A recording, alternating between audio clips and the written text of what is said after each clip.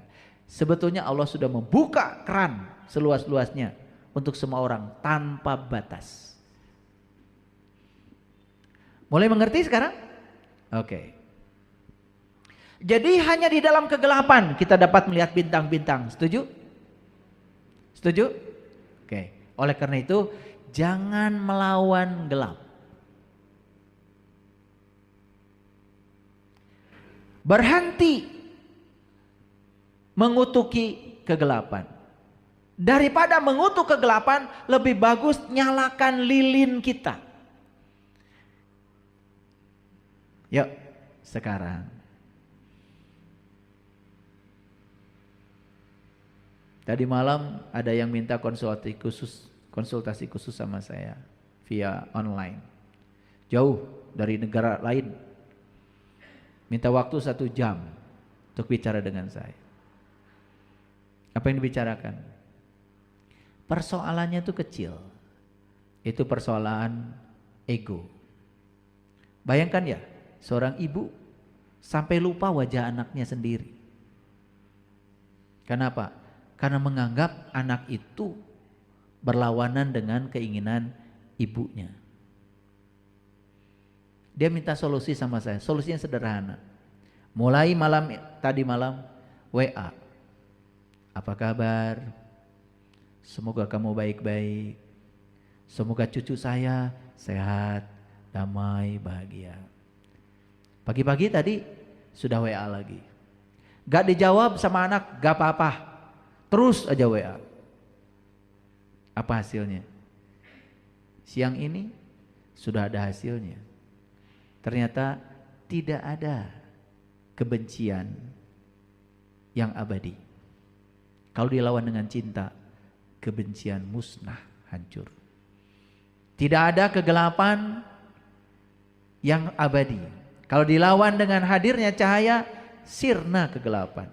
Jadi pendekatannya selama ini sama-sama egonya.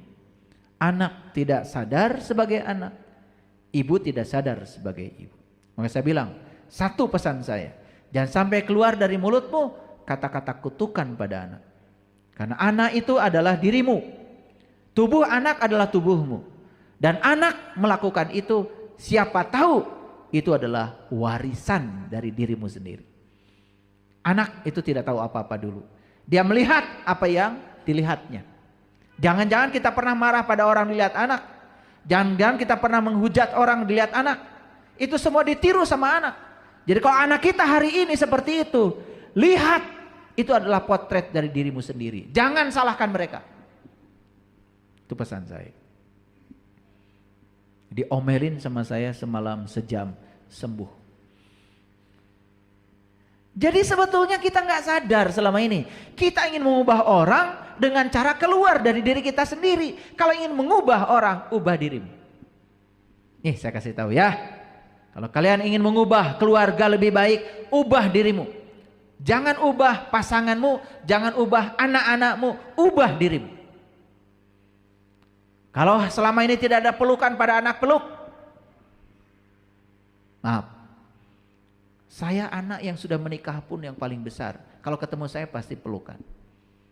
Bukan hanya cium, kiri-kiri, dia peluk dan saya peluk. Dengan begitu mereka merasakan kita ada kedamaian, cinta kasih kita. Tidak ada kebencian yang abadi kecuali kalau kita melawan kebencian itu dengan kebencian. Kalau kita hadirkan cahaya, hadirkan cinta, gak ada yang batu sekeras apapun. Kalau terus menerus didatangkan air, walaupun satu tetes, lama kelamaan hancur itu batu. Pendekatan kita yang harus diubah. Kegelapan bukan hukuman. Ia adalah kerinduan jiwa di dalam untuk segera menemukan cahaya. Jadi kalau hari ini ada konflik, sebut saja kegelapan, konflik keluarga, masalah ekonomi, dan lain sebagainya, bentuk-bentuk kegelapan lain. Saya kasih tahu, itu bukan musibah, itu bukan hukuman, karena Allah tidak pernah menghukum. itu hanya isyarat bahwa jiwa kita rindu untuk menemukan cahaya. Jiwa kita rindu untuk menemukan cahaya. Cuman kita nggak ngerti-ngerti. Apa yang kita lakukan? Mengeluh dan mengeluh, gak akan selesai. Keluhan hanya akan memperdalam masalah kita. Jadi, supaya cahaya bersinar terang, kegelapan harus ada? Kegelapan harus ada? Saya kasih tahu untuk semuanya. Kejahatan di dunia ini tidak akan pernah sirna. Tugas kita bukan melenyapkan kejahatan, mengurangi kejahatan. Karena kejahatan itu harus ada. Kegelapan itu harus ada. Tidak ada orang sabar kalau tidak ada orang yang tidak sabar. Tidak ada orang baik kalau tidak ada orang buruk. Bayangkan, kalau semua orang di dunia ini sabar, maka semesta akan kehilangan keseimbangannya. Di perempatan macet, mangga ti payun, tuh sabar sadayana. Betul apa tidak? Ya udah, nikmati aja semua yang ada sebagai kesempurnaan. Kesempurnaan bukan terletak pada objeknya, kesempurnaan terletak pada cara kita memandang sesuatu dengan sempurna. Itulah kesempurnaan. Paham ya? Kalau semua orang di semesta ini jadi orang beriman, semesta juga akan kehilangan keseimbangannya, maka Allah tidak melakukannya. Dan Allah mengatakan, kalau aku mau, aku jadikan semua orang beriman. Itu hal yang mudah bagiku. Jadi, seperti inilah kehidupan. Inilah kesempurnaan. Yuk, kalau semua orang jadi orang kaya, susah nggak? Susah nggak? Ya, siapa yang mau nembok? Jadi orang kaya bikin gedung 10 lantai, nembok sorangan. Betul nggak? Betul? Oke, ya, jangan melawan hukum alam. Orang cerdas berdiri dalam gelap sehingga mereka bisa melihat sesuatu yang tak bisa dilihat orang lain. Kadang-kadang orang yang cerdas itu harus berdiri di tempat gelap. Untuk apa? Untuk bisa melihat sesuatu yang tidak bisa dilihat oleh orang lain. Nih ya, saya kasih tahu. Banyak orang yang saya sadarkan di kehidupan ini ketika saya masuk dulu ke dunianya dia. Masuk ke pikirannya dia. Bukan dihukumi. Ternyata begitu sudah terbeli hatinya, mengubah orang itu begitu mudah. Kan dia percaya kepada saya. Dan saya mengubah orang dengan cara dia tidak merasa sedang diubah. Tahu-tahu berubah. Karena kalau kita mengubah orang dengan cara dia sendiri sadar kalau sedang diubah, bisa memberikan perlawanan. Betul apa tidak? Iya. Makanya ngaji untuk anak muda kadang-kadang tidak di masjid. Saya di kafe, karena mereka senangnya kafe. Gak apa-apa, mau apa salahnya ngaji di kafe. Yang penting kan berubah, betul gak? Kita masuk saja ke dunia mereka. Kan tidak ada yang salah. Betul nggak? Gitu. Daripada diajak ke sini, dipaksa juga nggak bisa. Kita yang datang. Itu maksud saya. Ya. Ketika dilanda kegelapan, beranilah menjadi orang pertama yang menyinari. Nih, saya kasih tahu. Di rumah sedang ada masalah. Semua tidak sadar. Semua marah. Semua kesal. Tambah gelap tuh rumah. Makanya ketika ada kegelapan, coba jadilah orang pertama yang berani menyinari. Satu sinar kecil aja datang dari satu orang, sudah mulai berubah tuh. Kemarahan bisa berubah menjadi cinta kasih. Nah, ini saya kasih tahu. Kebanyakan kan nggak begitu, betul nggak? Ketika ada kegelapan di satu rumah, maka semua ikut gelap. Betul? Semua ikut marah. Semua ikut kesel. Semua melampiaskan kekesalannya. Gak ada yang sadar satupun. Makanya saya kasih tahu sekarang. Bila ada kegelapan dimanapun, coba kita jadi orang pertama yang berani menyalakan cahaya. Tah eta yang dimaksud oleh orang Sunda, nyaangan kanu poekeun teh. Ya, hidup kita akan memiliki nilai kalau kita bisa menerangi orang yang dalam kegelapan. Tak ada yang muncul setelah kegelapan kecuali cahaya. Tak ada yang muncul setelah kesedihan selain kebahagiaan. Karena Nabi Muhammad itu dalam sebuah hadis berbicara seperti ini. Kalau hari ini kamu sedang berlimpah, segalanya ada, hati-hati, karena di depanmu ada saat kamu tidak ada. Kalau kamu hari ini sedang tidak ada, berbahagialah katanya. Karena di depanmu ada saat kamu akan ada. Asal kamu menjemputnya. Keren gak pepatah itu? Ya, cuman kita ini ya sadarnya kadang-kadang kalau lagi di sini aja. Makanya di depan saya tidak pakai batas suci. Supaya sadarnya keluar dari sini tetap. Kalau pakai batas suci khawatir. Di sini suci, di sana kotor lagi. Makanya nggak pakai batas di sana. Hanya masjid ini saya kira yang tidak pakai batas suci. Nggak ada tulisan batas suci. Karena saya berharap sucinya terus, sadarnya terus di sini dan seterusnya. Ya, kita boleh takut saat melewati kegelapan. Ketika ada penderitaan, ada kesusahan, kadang-kadang di sini ada rasa takut kan? Betul nggak? Iya. Kita boleh takut saat melewati kegelapan. Tetapi kalau kita tidak mau melewatinya, kita tak akan pernah sampai pada cahaya yang kita inginkan. Kalau gitu, kegelapan itu harus dilewati. Betul nggak? Sama seperti tadi cerita sumur bor itu. Betul nggak? Ketika sekian meter ada batu, berhenti. Dapat air nggak? Nggak. Ketika dalam kegelapan kita berhenti, dapat cahaya nggak? Nah, kita ini sering berhenti.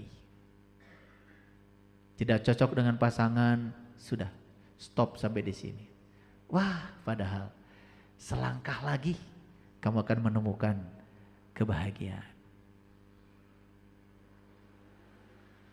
Yang sudah, gak apa-apa, gak usah disesali. Ya, coba seperti menggali sumur, terus saja. Sabar, sadar, sabar, sadar. Kenapa? Hukumnya sederhana. Kalau kita tidak bisa menerima yang tidak kita inginkan saat ini, yang tidak diinginkan itu akan datang lagi, datang lagi, datang lagi, dan lagi. Hati-hati ya. Dan kita tidak akan pernah jauh dari situ.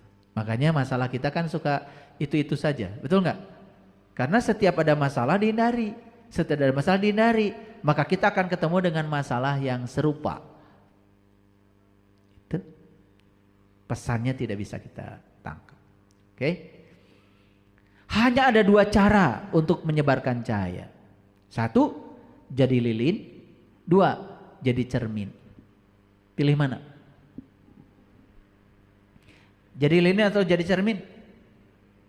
Hanya ada dua cara untuk menyebarkan cahaya. Jadi lilin atau jadi cermin. Pilih mana? Ya bagus dua-duanya. Kalau baru bisa jadi cermin gak apa-apa. Cermin itu tidak menyala. Cermin itu tidak terang. Cermin itu hanya memantulkan cahaya. Setiap cahaya datang pada cermin, saking lembutnya permukaan cermin itu dipantulkan. Ada hukumnya kalau di fisika, namanya hukum Snellius. Sudut datang sama dengan sudut pantul. Sinar datang pada cermin akan dipantulkan dengan sudut yang sama dengan sudut pantulnya. Seperti itu. Makanya kita bisa melihat bayangan di cermin. Jadi saking halusnya permukaan cermin, bayangan terbentuk. Tapi cermin bukan sumber cahaya. Cermin itu hanya memantulkan cahaya. Jadi memantulkan cahaya saja udah keren itu. Udah kalian. Syukur-syukur jadi sumber cahaya sekaligus juga memantulkan cahaya. Mau dua-duanya? Syaratnya sederhana kok. Jadi cermin. Cermin itu bisa memantulkan cahaya karena kelembutannya. Coba pulang ke rumah nanti buktikan omongan saya. Raba tuh permukaan cermin. Lembut sekali. Nah karena kelembutannya dia memantulkan cahaya. Batu bisa memantulkan cahaya. Kenapa? Kasar. Tapi kalau batu dilembutkan, digosok, tuh kayak cincinmu itu, bisa memantulkan cahaya. Betul nggak? Kadang-kadang bapak-bapak ngorok jenggot pakai batu ali aja, ngorok jenggot, karena nggak ada cermin. Jadi sesuatu yang kasar bisa menjadi memantulkan kalau sudah jadi lembut. Ini pengumuman dari saya. Sepanjang kalian masih kasar, jadi cermin pun tidak bisa. Tidak bisa memantulkan. Yang kasar itu malah menyerap cahaya. Tahu nggak ciri orang yang masih kasar? Tahu apa tidak? Kalau enggak saya kasih tahu. Orang yang masih kasar itu baperan, tersinggungan, gampang marah. Tak. Coba. Pisau belati setajam apapun, kalau digunakan untuk menusuk air, terluka nggak air? Kenapa? Karena lembut. Nih, yang suka masih terluka, pengumuman tuh, kau masih kasar. Nah kalau masih kasar gimana bisa memantulkan? Yang kasar itu tidak bisa memantulkan. Kasar pikirannya, kasar kata-katanya, kasar perilakunya. Kalau bicara, menyebarkan fitnah, kebencian, hoax, kebohongan. Makanya salah satu sifat Allah adalah Al-Latif, yang maha lembut. Pilih, mau jadi sumber cahaya atau pemantul cahaya? Disuruh milih mah gampang.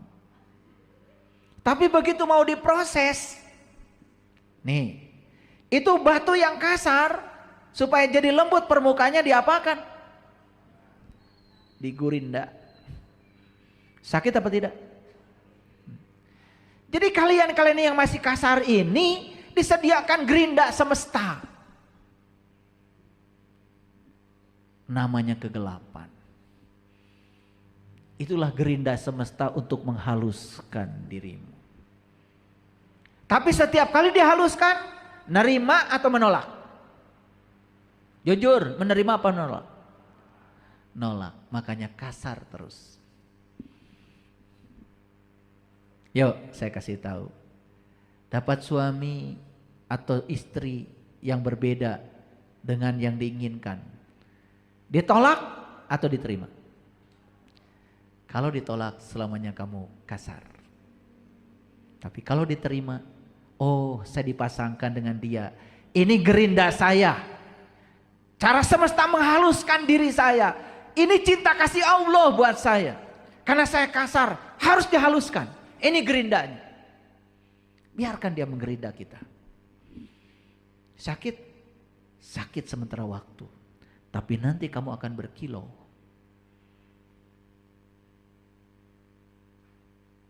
Memantulkan cahaya. Paham ya? Oke. Tuh batu ali tuh. Batu alinya Pak Yos. Kalau masih kasar, bukan sekedar tidak bisa memantulkan cahaya, jelek. Betul nggak? Dan nggak mungkin itu dikasih emas. Nggak ada orang beli cincin, batunya ngambil dari jalan, tempelkan weh. Betul nggak? Nggak ada. Pasti akan yang mengkilap. Betul nggak? Pakai emas, batunya mengkilap. Kalau ketemu orang digini-gini.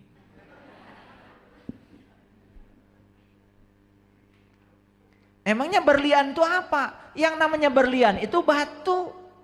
Batu yang sudah diasah. Kan itu karbon sebetulnya. Dulunya itu adalah karbon, arang sebetulnya. Arang yang madat, yang memadat. Diasah, lama-kelamaan jadi berkilau. Sekarang saya kasih tahu. Di rumah punya asahan tidak? Sudah tahu bentuknya? Tuh. Pasanganmu asahan. Anakmu yang cerewet, asahan. Anak yang tidak sesuai dengan keinginanmu, asahan. Usaha gagal, asahan. Bisa melihat semua asahan? Itu yang disebut dengan silih asah. Taeta teu ngarti. Rekumah silih asah kalau kita tidak pernah bersatu. Ini golok ingin tajam, ada asahan, tidak mau disentuhkan tuh asahan pada golok, nggak akan tajam. Jadi kalau golok menolak bertemu dengan batu asahan, moal seket. Nah, kita ini selama ini menolak batu asahan. Makanya mintul. Pengen nyubit saya sama kalian itu. Sebegitu banyak berkah dari semesta untuk mengasah kita, kita tidak mau menerimanya. Kehadiran batu asahan itu, apa yang terjadi? Mintul. Dari dulu gitu-gitu aja hidup. Teu bisa akur. Ya Allah. Rek akur jeung nu salemur kumaha. Nu sakasur wae teu akur. Jangan mimpi menjadi sumber cahaya, sumber cinta. Bohong. Kita harus jadi sumber cinta bagi orang yang terdekat dengan kita dulu. Sok buktikan. Gitu. Pulang dari sini harus berubah. Biar orang di rumah mau ngaji besok ke sini. Ya. Jadi saya pernah menyadarkan orang. Begitu selesai dibuka mata kalbunya, kemudian dia sholat. Dan saat itu sholat pertamanya dia. Begitu nyampe ke rumahnya, begitu assalamualaikum. Bilang assalamualaikum aja nyampe rumahnya disebut kesurupan. Begitu assalamualaikum, buka pintu, Allahu Akbar, sholat itu di pintu. Gak tahu ngadapnya kemana, pokoknya Allahu Akbar. Wah langsung ribut. Eta si eta kasurupan tentu. Goreng ku gorengna digorengkan, alus ku alusna digorengkan. Betul apa tidak? Kemudian setelah itu dia mengundang saya ke rumahnya. Dan saya kasih tahu. Keluarganya bilang, diapakan anak saya bisa berubah seperti ini? Saya kasih tahu. Saya hanya menerima dia apa adanya. Orang jahat hari ini masih punya masa depan. Orang suci hari ini pun mungkin pernah punya masa lalu. Jadi gak usah kecil hati kalau mau berubah. Dia mau berubah karena saya menggunakan pendekatan yang lembut. Karena dia berkali-kali datang katanya kepada orang yang disebut dengan guru. Jawabannya sama. Kamu tidak akan bisa diampuni Allah. Dosamu terlalu banyak katanya. Dikasarin seperti itu ya makin jahat. Saya cuma bilang, Allah itu Maha Pengampun dan Allah akan mengampuni seburuk apapun kita kalau kita mau berubah. Liyaghfira lakallah ma taqaddama min dambika wa ma ta'akhkhar. Itu. Sekeluarga mau ngaji sama saya. Jadi nggak usah ngajak pakai kata-kata. Yuk kita sekarang ajak pakai perilaku.